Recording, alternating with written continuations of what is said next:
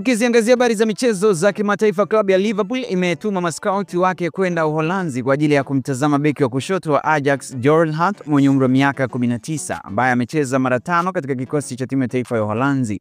Hata ambaye mkataba wake unatarajiwa kumalizika mwaka 2028, msimu huu ameweza kucheza mechi 40 za michuano yote. Liverpool imekuwa ikiwanasa mastaa kadhaa kutoka Uholanzi wanaofanya vema kikosini humo.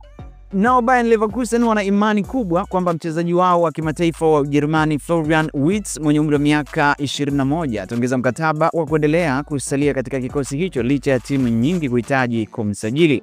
Bayern Munich na Manchester City ni kati ya timu zinazowinda saini ya Florian Wirtz.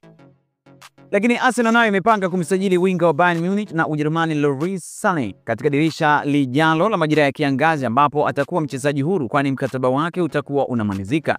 Sané ambaye msimu huu aliwahi kuweka wazi kwamba yupo tayari kurejea tena England, anadaiwa pia huenda akasaini mkataba mpya wa kubaki Bayern baada ya timu hiyo kuanza mazungumzo na wawakilishi wake. Tangu kuanza kwa msimu huu, Sané amecheza mechi 34 za michuano yote, amefunga mabao 8 na kutoa assist 4, akiwa mmoja kati ya mastaa tegemeo wa timu hiyo.